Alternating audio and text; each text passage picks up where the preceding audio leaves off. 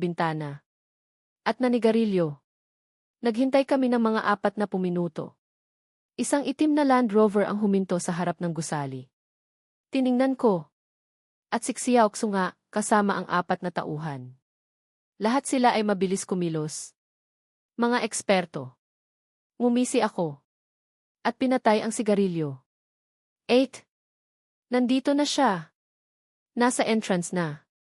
Ngumisi si Liroxu. Hindi siya pwedeng hindi dumating. Nang marinig ng 4 na bodyguard ang ingay. Parang tinamaan ng kidlat. At biglang iminulat ang mga mata. Nag-aalalang iminungkahi ni Hutiemi kay Liroxu. Natawagan si Liuechi. At magpadala ng tulong. Pero agad na tumanggi si Liroxu. At sinabing kung hindi niya kayang ayusin ang isang security team. Paano siya magiging instructor? Paano siya harap sa kanyang ate?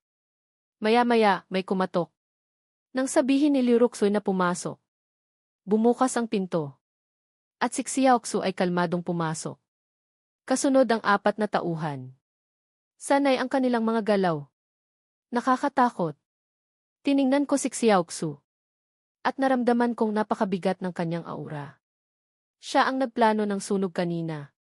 Siguradong gusto niyang patayin ang 4. Tinuro ni Liroxu si Xiaoxu. At pinaupo sa tabi ko. Hindi na tinawag ni Liroxu si Xiaoxu na kuya.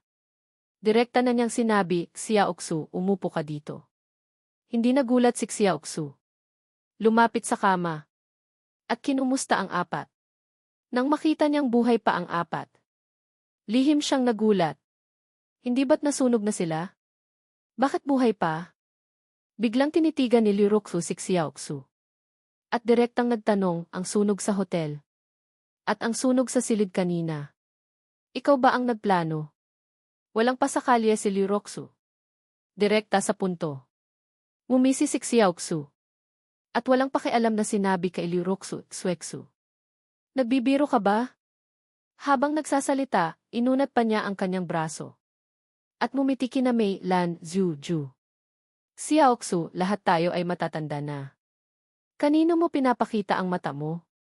Ngumisi si Liroxu. Lumingon siya kay Hutiemi. Kuya Mei, ano sa tingin mo?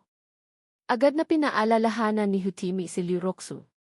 Second Miss, bakit hindi natin tawagan si Miss para mag-usap? Sina Zengilan, Song Jinsu at Ximen Triju ay nagmadali ring sumang-ayon. At pinaalalahanan si Liroxu na kausapin ang kanyang ate. Ngunit hindi na tinag si Liroxu. Kaya kong ayusin ito. Wala nang nagawa si Hutiemi. Napabuntong hininga at sinabi kay Xiaoxu, Xiao. Sinabi na namin sa second miss ang tungkol sa pagsuhol mo sa amin. Magkamag-anak kayo. Walang puwang sa puso ni na miss at second miss. Umamin ka na lang. Nang marinig ito ni Xiaoxu, biglang nanigas ang kanyang ngiti. At may bahagyang galit sa kanyang mga mata. Ngunit, lumingon siya kay Liroxu. At may ngiti sa mukha. Xuexu. Huwag kang magbiro, okay? Seryosong sinabi ni Liroxu, hindi ako nagbibiro. Sinabi nilang sinubukan mo silang suhulan para saktan ang ate ko. Biro ba yan? Lalong nanigas si Xiaoxu. Tiningnan si Liroxu at ang 4. Nalaman niyang mabubuko na siya, pero hindi pa rin siya sumuko. Sabi niya kay Liroxu, Xuexu. Naniniwala ka ba kay Hutiemi o sa akin? Agad na sinabi ni Liroxu, naniniwala ako kay Hutiemi. Nagtanong ulit si Xiaoxu, ibig sabihin, kung sabihin kong sinuhulan ako. Para saktan ang ate mo. Maniniwala ka? Seryosong sinabi ni Liroxu, naniniwala ako. Pagkatapos marinig ito, hindi na nagsalita si Xiaoxu. Dahan-dahang tumingala sa kisam. Ang kanyang mga mata ay maihalong sama ng loob at paghamak. Pagkatapos ng matagal na katahimikan, nagsalita si Xiaoxu, Liroxu. Ano ng plano mo? Galit na sinabi ni Liroxu, Xiaoxu. Pinagtaksilan mo ang ate ko. At tinatanong mo pa ako kung ano nang gagawin? Lumapit si Liroxu. At sinampal si Xiaoxu. Xiaoxu. Na-disappoint mo kami. Ang tatay mo ay tito namin. At ang nanay namin ay tita mo. Magkadugo tayo. Paano mo nagawa ito? Lalong naging emosyonal si Liu Roxu. At muling sinampal si Xiaoxu. Malamig na sinabi dahil sa tito ko. Bibigyan kita ng pagkakataon. Tawagan mo agad ang ate ko. Umamin ka. At baka mabawasan pa ang parusa mo. Nang marinig ito, umisi si Xiaoxu. Second miss. Mukhang wala ng pag-asa, di ba? Galit na sinabi ni Liu Roxu. May mukha ka pang magtanong. Itinaas niya ang kanyang kamay at sinampal si Xiaoxu. Biglang. Hinarang ni Xiaoxu. Malinis at mabilis. Pagkatapos ng tunog na iyon, napaurong si Liu Roxu sa sakit. At nakita niyang namumula ang kanyang kamay. Sa sandaling iyon, sinabi ni Xiaoxu sa pinto, pasok kayo. Bumukas ang pinto. At isang lalaking may mahabang buhok ang pumasok. At isinara ang pinto. Kuya Xu. Handa na ang lahat sa paligid. Kailan tayo kikilos? Nang marinig ito ng 4 na bodyguard, nagulat sila. At kinuha ang kanilang mga cellphone para tumawag. Pero walang signal. Natakot din si Liu Roxu. At kinuha ang cellphone sa kanyang bag. Para tawagan ang kanyang ate. Pero walang signal din. Tumawa ng malakas si Xiaoxu. Sinabi na ng kapatid ko. Handa na ang lahat sa paligid. Hindi niyo pa ba naiintindihan? Napaurong si Liu Roxu sa takot. Xiaoxu, kaya mo ba akong saktan? Lumapit si Xiaoxu. Kung hindi kita sasaktan, ang miss ang sasakit sa akin. Ano nang gagawin ko? Iwinagayway niya ang kanyang kamay. Kung mamatay kayong 5 sa sunog, may papaliwanag ko na sa miss. Nang marinig ito, parang tinamaan ng kidlat si Liu Roxu. At napaurong at sumandal sa pader. Akala ni Liu Roxu hindi siya sasaktan. Pero minaliit niya ang ambisyon ni Xiaoxu. At ang kasamaan ng isang arsonista. Habang nagsasalita, lumabas ang lalaking may mahabang buhok. At bumalik na may dalang isang balde ng transparent na likido. Sabi niya kay Liu Roxu, second miss. Alcohol ito. Kung masunog ka nito, mas maganda kaysa gasolina. Magtiis ka lang kasama ang 4 na bodyguard. Okay. Mumisi si Xiaoxu habang kinukuha ang balde. Binuksan ito at inamoy. Nasisiyahan siya. Gusto ko ang amoy na ito. Gusto ko ang amoy ng kamatayan. Pagkatapos, tumingin siya sa 4. Tanong niya kay Hutimi, saan tayo magsisimula? Buong lakas na umupo si Hutimi. At galit na tinuro si Xiaoxu. Xiaoxu, kahit patayin mo kaming 4, hindi namin hahayaang masaktan si second miss. Dala ang balde ng alkohol. Lumapit si Xiaoxu sa kama ni Hutimi. Malamig na sinabi, ikaw ba ang magpapasya? Ibubuhos na sana ni Xiaoxu ang gasolina kay Hutimi. Nang bigla siyang nagbago ng isip. At lumingon kay Liu Roxu. Nagitngit si Liu Roxu at hindi gumalaw. Pero kumakabog ang kanyang dibdib. Alam niyang hindi niya kalaban si Xiaoxu. Lumapit si Xiaoxu. Second miss. Ipikit mo na lang ang iyong mga mata at magtiis sandali. Sumigaw si Liu Roxu at sumugod kay Xiaoxu. Kahit mamatay, lalaban siya. Pero bago pa siya makalapit, sinipa siya ni Xiaoxu at bumagsak sa sahig. Wala nang lakas si Liu Roxu para lumaban. Umisi si Xiaoxu at hindi nagsalita. Binuksan ang balde ng alkohol. Ibubuhos na sana ang alkohol kay Liu Roxu. Nang bigla, umubo ako. Sandali. Biglang lumingon si Xiaoxu. At lumingon din sina Liu Roxu at ang 4. Hindi nila akalain na si Muje. Nakaupo ako sa isang sulok at tahimik. At kinalimutan na ako ng lahat. Doon lang ako napansin ni Xiaoxu. At walang pakialam na sinabi, kumain ka kasama ni second miss, di ba? Dahan-dahan akong tumayo. Dahil hindi pa tayo magkakakilala. Magpapakilala muna ako. Ang pangalan ko ay Muje. First year college. Si Liu Roxu ang instructor ko. Tungkol sa amin ni Instructor Liu. May kwento akong gustong sabihin sa'yo. Nainip si Xiaoxu. Wala akong oras para makinig sa kwento mo. Kung ganoon, mamatay ka na lang kasama ng iyong Instructor Liu.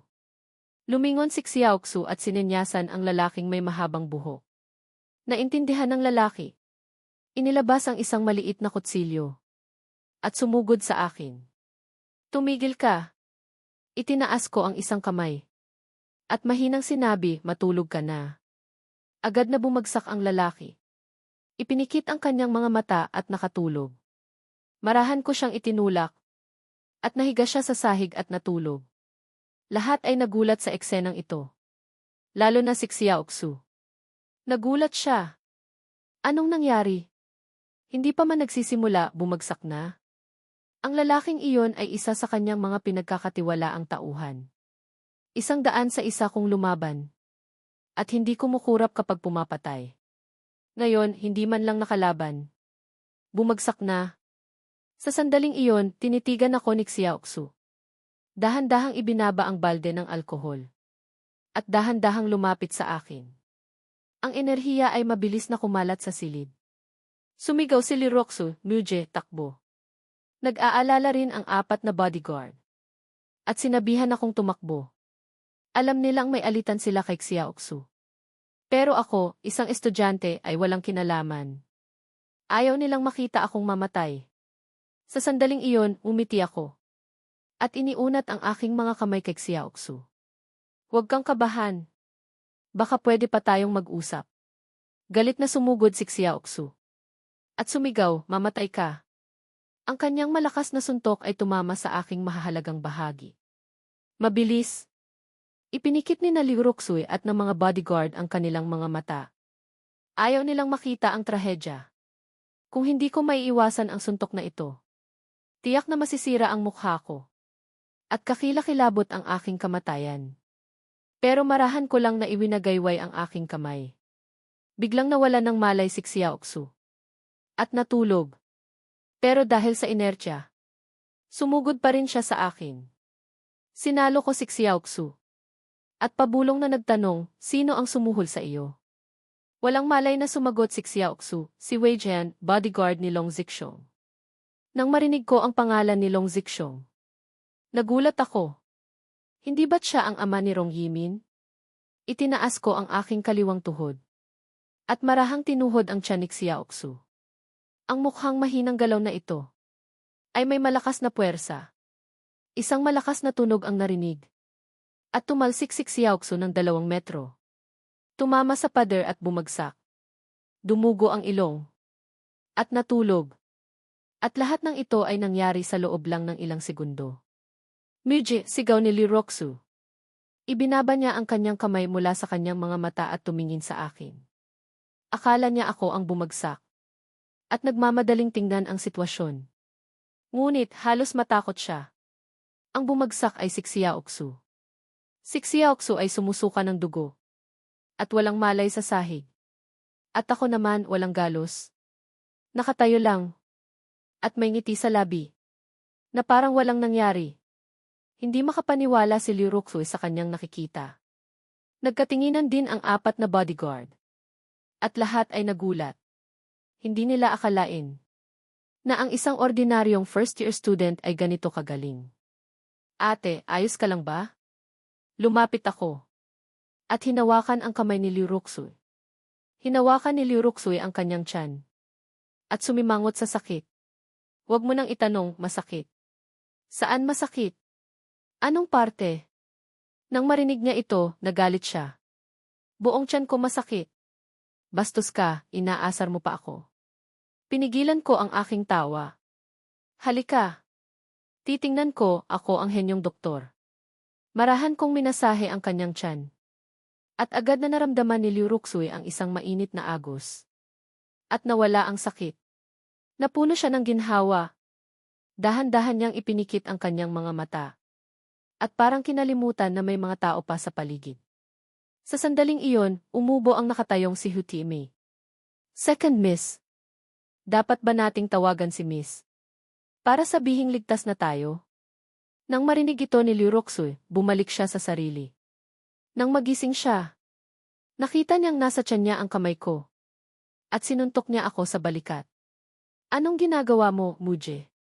Wala akong sinabi. At tumingin kay Hutime. Kinamot ni Hutime ang kanyang ulo. Second miss. Ikaw ang nagsabi kanina na masakit ang tiyan mo. At pinamasahe mo kay Muje. Hindi kasalanan ni Muje. Sina Zengilan, Song Jinsyu at Simen Triju ay sumang-ayon din. Nga. Second miss. Ikaw mismo ang nagsabi na pamasahehin ka ni Muje. Nang marinig ito na mula si Liu Roxu. At nahihiyang sinabi, Muje. Pasensya na, nagkamali ako kanina. Ililibre kita ng hapunan mamaya, okay? Nang marinig ko ito, sinabi ko kay Liu Roxu, sa totoo lang. Hindi mahalaga ang pagkain. Ang hiling ko ay simple lang. Alam mo na. Ngumiti ako. At kinindatan siya. Pagkatapos, tumingin ako sa apat. Naintindihan ni Hutime ang ibig kong sabihin. At agad na tumulong. Nga, second miss. Iniligtas kami ni Muje. Ano pa ang sasabihin mo? Nang marinig ito, lalong namula si Liu Roxu. Alam niya kung ano ang gusto kong marinig. Pero nahihiya siya. O hindi pa handa para sabihin iyon. Yumuko si Liu Roxu at nahihiyang sinabi, ano? Muje, hindi angkop ang lugar na ito para sabihin iyon. Bakit hindi mamayang gabi pagkatapos kong makilala ang ate ko? Maghanda ako ng angkop na lugar, okay? Nang marinig ko ito, ayoko nang pilitin si Liu Roxu. At pumayag. Sige, walang problema. Medyo excited ako para sa mamayang gabi. Sa sandaling iyon, inilabas ni Liu Roxu ang kanyang cellphone. Magpapadala muna ako ng mensahe sa ate ko. Para siya na ang bahala. Sa sandaling iyon, pumunta ako sa bintana.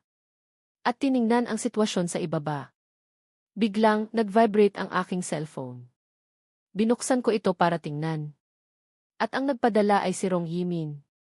Muje, nag-book ako ng kwarto sa Jujiang Hotel. Pwede ka bang pumunta?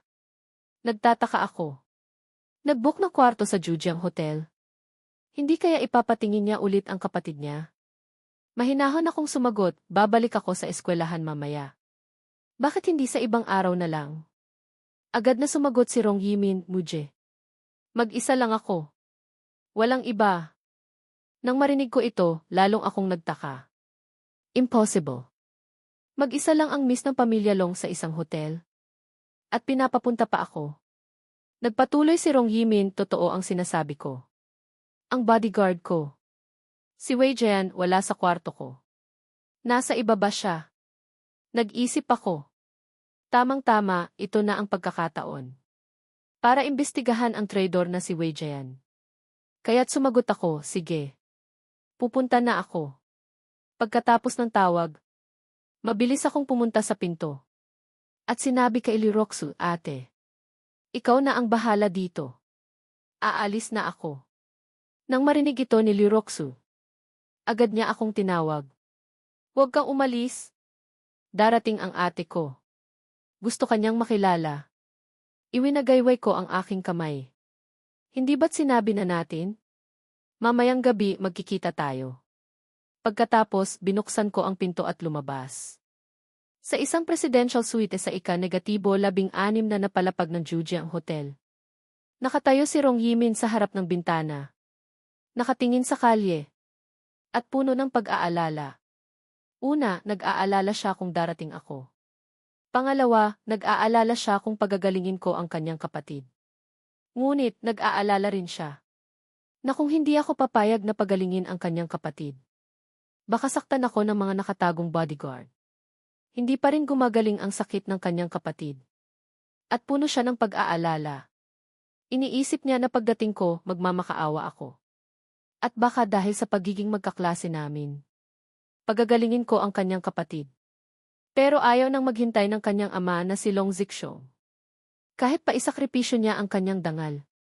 Kailangan niyang pagalingin ang kanyang kapatid sa lalong madaling panahon. Kaya't inayos siyang makipagkita sa akin sa isang hotel. Kung pagdating ko ay hindi pa rin ako papayag, gagamitan siya ng puwersa ng kanyang ama. Nang maisip ito, hindi napigilan ni Rong Yimin na umiyak. Iniligtas ko siya. Pero ganyan ang ginagawa sa akin ng kanyang ama. Nahihiya siya. Bagaman sa harap ng iba. Mukha siyang isang mayaman at makapangyarihang miss. Sa katunayan, isa lang siyang piyesa sa kamay ni Long Zixiong. O isang mamahaling produkto na ipagpapalit o isasakripisyo kung kinakailangan. Gusto niyang labanan ang tadhana. Pero ang katotohanan ay malupit. Nakatayo si Rong Yimin sa harap ng bintana. At umaasang darating ako agad. Sa sandaling iyon, biglang tumunog ang cellphone sa mesa. Galing ito sa guidance counselor na si Xi Yifu. Kinuha niya ang cellphone at magalang na sinabi, "Hello, Ma'am Xi."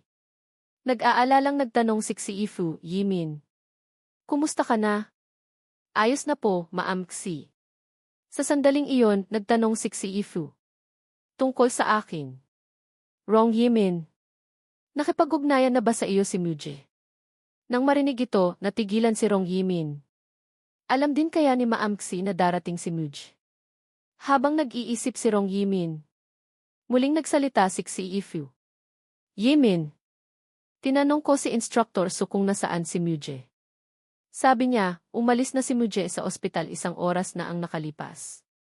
Pero hanggang ngayon, hindi pa siya bumabalik sa eskwelahan. Tinawagan ko siya kanina. At naka-off ang cellphone niya. Kaya tinanong kita, baka alam mo kung nasaan si Muje." Nang marinig ito, natahimik si Rong Yimin. At hindi alam kung ano ang isasagot. Sa sandaling iyon, nagpatuloy si Xi Yifu. "Dahil alam ko na gusto mong ipagamot si Muje sa kapatid mo. Dahil dito, palagi kang nag-aalala. Ang mga guro ay gumagawa rin ng paraan para mapagaling ang kapatid mo. Yimin, sabihin mo sa akin ang totoo. Nakipag-ugnayan ka ba kay Muje?" Nang marinig ito, naluha si Rong Yimin. Umiiyak na sinabi, "Ma'am, nakipag-ugnayan po ako kay Muje. Pinapunta ko po siya sa Jujiang Hotel para gamutin ang kapatid ko." Tiningnan ni Rong Yimin ang pinto. At nag-aalang ang sinabi, "Pero huwag po kayong mag-alala. Ayos lang po. Huwag po kayong mag-alala." Inalo siya ni Xi Yifu. "Yimin, huwag ka nang umiyak. Kung hindi pagagalingin ni Muje ang kapatid mo, hindi rin ako papayag." Pagkasabi niyon, ibinaba ni Xi Yifu ang telepono. Ibinaba ni Rong Yimin ang cellphone. At umiyak ng umiyak. Bagaman si Xi Yifu ay kanyang guidance counselor, ang turing niya sa kanya ay parang kapatid. Kung may masamang mangyari kay Xi Yifu, lalo siyang makokonsensya. Nang maisip ito, natakot siya. At muling kinuha ang cellphone para tawagan ako. Ngunit, tulad ng sinabi ni Xi Yifu, hindi matawagan ang telepono. Napabuntong hininga siya. At pumunta sa bintana at nag-aalalang tumingin sa ibaba. Umaasang darating ako agad. Ilang sandali lang, muling tumunog ang cellphone. Galing pa rin kay Xi Yifu. Agad siyang nagtanong, "Yimin, dumating na ba si Muje?" "Hindi pa po, Ma'am Xi. Kapag dumating na po siya, tatawagan ko po kayo." Sagot ni Rong Yimin. Mahinahon na sinabi ni Xi Yifu, "Hindi na kailangan. Nasa ibaba na ako." Ang pinakakinakatakutan ni Rong Yimin ay nangyari na.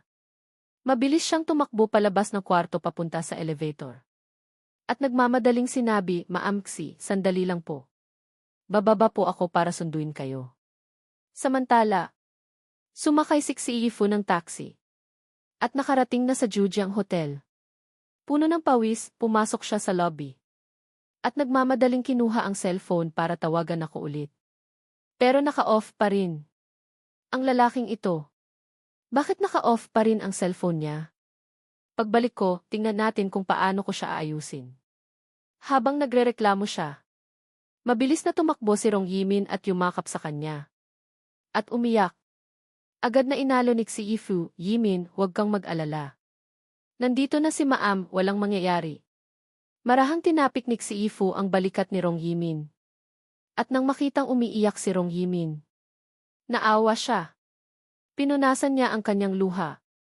Pagkatapos, magkahawak kamay silang sumakay ng elevator papunta sa presidential suite. Dinala ni Rong Yimin si Xi Yifu sa kwarto. At pinunasan ang kanyang luha. "Ma'am Xi, uminom po muna kayo ng tsaa." Unang beses ni Xi Yifu na makapasok sa ganitong marangyang suite. At hindi niya napigilang tingnan ang paligid. Napabuntong hininga siya. Ang mundo ng mayayaman, ay hindi kayang isipin ng ordinaryong tao. Ngunit hindi pa man nakakaupo si Ifu. Bumukas ang pinto. At nang tumingala si Rong Yimin, nakita niya si Wei Jian. Sa likod niya, may dalawang matipunong lalaki. Malamig niyang sinabi, bakit ka pumasok nang hindi kumakatok? Hindi pinansin ni Wei Jian si Rong Yimin. At walang emosyon na lumapit kay Ifu. Sininyasan niya si Ifu. Miss, pakiusap, pumunta ka sa kabilang kwarto. Nang makita ang masamang intensyon ni Wei Jian, agad na pinrotektahan ni Rong Yimin si Ifu. At sumigaw, Wei Jian. Anong gusto mong gawin? Siya ang guidance counselor ko sa universidad. Walang emosyon si Wei Jian. At mahinahong sinabi, Miss. Wala akong masamang intensyon. Alam mo na kung ano ang susunod na gagawin, hindi ba? Makakaistorbo lang siya dito. Sininyasan ni Wei Jian. At lumapit ang dalawang matipunong lalaki kay Ifu. Nang makita ito ni Rong Yimin, sumigaw siya kay Wei Jian. Alam mo ba kung sino si Maamxi? Kaibigan siya ni Muje. At kapitbahay na ate pa niya. Kung sasaktan mo siya, hindi ka niya patatawarin. Walang pakialam pa rin si Wei Jian. At sininyasan ang dalawang matipunong lalaki na magpatuloy. Paos na ang boses ni Rong Yimin. At umiiyak na sumigaw, anong gusto ninyong gawin kay Maamxi? Gusto niyo siyang kidnapin? Hindi kayo patatawarin ni Muje. Marahang niyakap ni Ifu si Yimin. At inalo. Yimin, huwag kang matakot. Guro ako sa universidad. Hindi nila ako sasaktan. Pagdating ni Muje, saka natin pag-usapan. Pagkasabi niyon, buong tapang na lumabas si Ifu. At hinarap si Wei Jian at ang mga lalaki. Ngunit, sinundan nila siya at hinawakan ang kanyang braso. At itinulak siya sa kabilang kwarto. At ikinulong. Sa sandaling ito, desperado si Rong Yimin. Muli niyang tinawagan ako, pero naka-off pa rin. Hindi na siya mapakali. Muje, nasaan ka na? Habang nag-aalalang naghihintay si Rong Yimin. Sa unang palapag ng hotel, may dumating na mga hindi inaasahang bisita. Sa unahan, ay isang gwapong binata na may maliit na tirintas. Walang iba kundi ang young master ng pamilya Cheng, si Cheng Hui. May dala siyang 9,900 at 99 na pulang rosas. At elegante na pumunta sa gitna ng hotel. Ang mga tauhan niya ay mabilis na sumunod. At inayos ang mga tulip sa paligid niya. Sa hugis ng isang malaking pulang bituin. Pagkatapos, lumuhod si Cheng Hui. Hawak ang mga rosas. At may pag-asang tumingin sa taas. Ang mga staff ng hotel at mga babaeng dumadaan ay nagsigawan, wow! Ang romantiko. Ang swerte ng babaeng nililigawan ni Young Master Cheng. Naiinggit ako. Ang mga babaeng dumadaan ay nanonood. At inggit na inggit. Isang tauhan ni Cheng Hui. Ang naglabas ng isang malaking banner. Na may nakasulat na, Rong Yimin. Gusto kita. Pumayag ka ng maging girlfriend ko. Doon lang naintindihan ng mga tao. Nililigawan pala ni Cheng Hui ang miss ng pamilya Long. Sa sandaling ito, tiningnan ni Rong Yimin ang eksena sa ibaba mula sa bintana. At alam na niyang si Cheng Hui iyon. Pero wala siyang pakialam. Naiinis siya sa taong ito. At para siyang nakakita ng isang tumpok ng tae. Kaya't kinuha ni Rong Yimin ang kanyang cellphone. At nagpadala ng mensahe kay Wei Jian. Paalisin mo si Cheng Hui. Pero sumagot si Wei Jian, Miss. Siya ang young master ng pamilya Cheng. Hindi natin siya pwedeng kalabanin. Gawin natin ang dapat nating gawin, hayaan mo siyang sumigaw. Nang marinig ito, gustong sabihin ni Rong Yimin kay Wei Jian, duwag. Magaling lang siyang magyabang sa harap namin ni Maamxi. Inisip ni Rong Yimin. Sa ibaba, nakaluhod pa rin si Cheng Hui. At walang tigil na sumisigaw, mahal kita. Maging girlfriend na kita. Ngunit sa sandaling iyon, isang gwapong mambabasa ang lumitaw na nakasakay sa isang shared bike. Sumisigaw tabi-tabi. Walang preno. Ang gulong ng bisikleta ay dumaan sa ibabaw ng mga tulip. At nagsabog ang mga bulaklak. At nag-iwan ng isang mahabang marka. Sino? Nang makita ito ni na Cheng Hui at ng kanyang mga tauhan. Lahat sila ay masamang tumingin. Sino ang tanga ang naglakas loob na manggulo sa harap ni Yang Master Cheng? Naniniwala silang kapag nakita ng taong ito si Cheng Hui, matatakot siya at luluhod para magsorry. Ngunit, nakita nila akong elegante na bumaba sa bisikleta. At hindi man lang lumingon at pumasok sa lobby. Napakayabang. Mabilis akong pumasok sa lobby. At nagmamadaling nagtanong sa staff, Miss. Ako si Muje, hinahanap ko si Rong Yimin. Saan po ang kwarto niya? Nang marinig ang pangalan ko, nagkatinginan sina Cheng Hui at ang kanyang mga tauhan. Pagkatapos, sa utos ni Cheng Hui, isang matangkad na lalaki ang sumunod sa lobby. Pero nakapasok na ako sa elevator kasama ang staff. Ang lalaking iyon. Pagkatapos kausapin ang staff na nakausap ko kanina. At tumawag ng ilang beses. Mabilis na bumalik kay Cheng Hui. Young Master. Si Muji ay isang first-year student sa Modu University. Kaklase ni Rong Yimin. Galing sa isang maliit na bayan. Walang background. Nang marinig ito, ibinaba ni Cheng Hui ang mga rosas. At puno ng galit at sama ng loob ang kanyang mukha. Ngunit, hindi nila inaasahan na pagkatapos ng ilang sandali. Bumalik ulit ako. Isang tauhan ni Cheng Hui. Ang agad na nagsabi, Young Master, tingnan mo. Alam niyang nagkamali siya. Bumalik siya para lumuhod at magsorry. Pagkatapos, ang grupo ni Cheng Hui ay nagsimulang tingnan ako ng may paghamak. At naghintay ng aking paghingi ng tawad. Ngunit, hindi nila nakita ang inaasahan nila. Lumapit ako sa mga nasirang tulip. Sinipa ko ang mga ito. At kinuha ang isang bulaklak na mukhang buo pa. At bumalik sa lobby. Tulad ng dati, hindi ko sila tiningnan. Na parang hangin lang sila. Walang galang. Isang tauhan ni Cheng Hui ang hindi na nakatiis. At susunod na sana. Bumalik ka, sigaw ni Cheng Hui. Sa harap ng maraming tao. Paano ako mang-aapi ng isang nobody? Palampasin muna natin siya. Sa lihim, saka natin siya sisingilin. Naintindihan agad ng lalaki ang ibig sabihin ni Cheng Hui. At masamang tiningnan ang aking likod. Sa wakas, nakarating na ako kay Rong Yimin. Nakatayo siya sa pinto ng presidential suite. At sabik na nakatingin sa pasilyo. Nang makita niya akong papalapit, parang nakakita siya ng isang Diyos. At mabilis na lumapit. Sa wakas, dumating ka na. Umiti ako. At inabot ang tulip. Yimin. Pinili ko ang bulaklak na ito para sa iyo. Nang makita ito ni Rong Yimin, natawa siya. Huwag ka nang magpanggap. Pinulot mo lang yan sa sahig, di ba? Seryoso kong sinabi. Dahil ang libre ay mahalaga. Umiti siya at kinuha ito. At inanyayahan akong pumasok sa presidential suite. Pagpasok ko sa presidential suite, i-charge ko na sana ang aking cellphone. Nang buksan ko ito, nagulat ako. Nakita kong may higit sa 10 missed calls mula kay Ma'am Xi. Agad ko siyang tinawagan pabalik. Pero walang sumasagot. Tinawagan ko pa ng 2 beses, pero wala pa ring sumasagot. Sa sandaling iyon, ang nakatayong si Rong Yimin ay namula. At nahihiyang tumingin sa akin. Muje, huwag ka nang tumawag. Si Ma'am Xi nandito na siya. Nandito na. Nasaan siya ngayon? Tumingin ako sa paligid. At nagtataka. Tinuro ni Rong Yimin ang pader sa tabi. Nasa kabilang kwarto siya. Sabi niya pagod na siya at gusto nang magpahinga. Agad kong napansin na may kakaiba sa kanyang ekspresyon. At lumabas ako papunta sa pinto. Titingnan ko. Gusto sana akong pigilan ni Rong Yimin. Pero naisip niya na baka saktan si Ma'am Xi. Kaya hindi na siya pumigil at sumunod sa akin.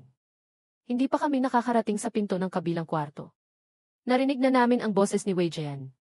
Masaya akong makilala ka. Ma'am Xi. Ngayon ang pinakamasayang araw sa buhay ko. Bakit hindi mo ako pagbigyan, Ma'am Xi? At maging modelo ko sa pagguhit. Walang pakialam si Xi Yifu at hindi sumagot. Kaya't nagsimulang gumuhit si Wei Jian. Ma'am Xi, huwag ka munang gumalaw. Huwag kang masyadong seryoso. At habang masaya siyang gumuguhit, isang mabilis na katok ang narinig niya. Sininyasan ni Wei Jian ang kanyang tauhan na tingnan. Pumunta ang lalaki para buksan ang pinto. Nang bigla, sinipa ko ang pinto. At tumama ito sa tiyan ng lalaki. At tumalsik siya ng ilang metro. Ang pagsipa na iyon ay nagpagulat sa lahat sa silid. Dahan-dahan akong pumasok. At walang pakialam na sinabi, aba. Pasensya na, ginamit ko ang paa ko para kumatok. Sino nang mag-aakala na masisira ito? Ginamit ang paa para kumatok. Nang marinig ito ni Wei Jian at ng kanyang mga tauhan, lahat sila ay masamang tumingin sa akin. Sa sandaling iyon, tumayo si Xiyifu at tinitigan ako. Milje, bakit ngayon ka lang? Ilang beses kitang tinawagan, naka-off ang cellphone mo. Umiti ako. Lobat na kasi. Nakasakay ako ng shared bike papunta dito. Pagkatapos, tiningnan ko siya. 8 few. Hindi ka ba nila ginulo? Nang marinig ito, namulasik si Ifu. At yumuko. Aba, wag mong isipin ang masama sa mga tao. Pumunta muna tayo at tingnan ang kapatid ni Imin. Sa sandaling iyon, biglang tumunog ang boses ng system. Congratulations, host, bagong mission. Sa loob ng 1 minuto, kurutin ang tainga ni Xiyifu. Kapag natapos, may gantimpala. Kapag hindi, tatanggalin ang kakayahan ng banal na manggagamot. Nang marinig ko ito, 1,000 kambing ang tumakbo sa isip ko. Ang system na ito, napakasama talaga. Si Xiyifu ay at ko. Paano ko siya kukurutin sa tainga? Pero kung hindi ko gagawin ang misyon, mawawala ang aking kakayahan bilang henyong doktor. Paano na to? 8 Fury. Agad kong hinawakan ang braso ni Xiyifu. At tumingin sa kanyang tainga. Ano ng problema, Muje? Nagtatakang nagtanong si Xiyifu. Sa sandaling iyon, naisip kong, bahala na. Sabi ko kay Xiyifu at Fu. Hindi sa pinapangaralan kita. Pero kailangan kong bigyan ka ng paalala. Pagkasabi ko nyon, maingat kong kinurot ang kanyang tainga at tiningnan siya. Sa susunod, ingatan mo ang sarili mo. Alam mo ba? Sa puso ko, ikaw ang pinakamahalaga. Siksay Yifu. At ang mga tao sa tabi ay nagulat sa aking ginawa. Halos walang sinuman ang nag-akala na gagawin ko ito. Lalo na si Yifu. Mula pagkabata, siya ang kumukurot sa tainga ko. Ngayon, sa harap ng maraming tao, kinurot ko ang tainga niya. Nagulat si Rong Yimin at si Yifu. At nalito sila. Lalo na si Rong Yimin. May galit sa kanyang puso. Kanina, sinabi niyang papakasalan niya ako. Ngayon naman, sinasabi niyang si Xiyifu ang pinakamahalaga. Ano nang ibig sabihin nito? Si Wei Jian naman ay parang nagbago ang kulay ng sombrero sa kanyang ulo. Ang pag-aalaga ko kay Xiyifu sa harap ng lahat ay isang malinaw na paghamak sa kanya. Nagalit siya. Sobra ka na. Sa sandaling iyon, isang binata ang sumugod sa akin. Kinuha ang baseball bat sa sahig at hinampas ako. Kalmado akong umikot. At nang malapit na ang pamalo, umiti ako. At lihim na sinabi, tulog. Pagkatapos, sinalo ko ang baseball bat. At ipinikit ng binata ang kanyang mga mata at natulog. Marahan ko siyang hinampas sa ulo. At bumagsak siya. Nang makita ito ni Wei Jian at ng kanyang mga tauhan, muli silang nagulat. Ang mga nasa silid na ito ay mga piling tauhan nila. Pero wala man lang silang nagawa para pigilan ako. Muje, sa susunod, huwag kang masyadong kaswal sa ate mo. Naiintindihan mo ba? Sa sandaling iyon, bumalik sa sarili si Xiyifu. At kinurot ang tainga ko at hinila ako palabas. Sumunod ako sa likod. Sa sandaling iyon, sumunod din si Rong Yimin. At may galit sa kanyang puso at gusto rin akong saktan. Ngunit, naisip niya na pinapunta niya ako dito para gamutin ang kanyang kapatid. Kaya hindi na siya nag-isip pa tungkol sa pagiging babaero. Basta't mabuti ako sa kanya. Ang iba ay hindi na niya papansinin. Pagdating ko sa tamang edad, babalik din ang puso ko sa kanya. Ganyan ang mga iniisip ni Rong Yimin. Hanggang sa makabalik kami sa presidential suite. Sa kabilang dako ng suite, tumingin ang ilang matipunong lalaki kay Wei Jian. Kuya Jian, ano nang gagawin natin? Kikilos na ba tayo? Kalmado ang mukha ni Wei Jian. At may galit na sinabi, hindi.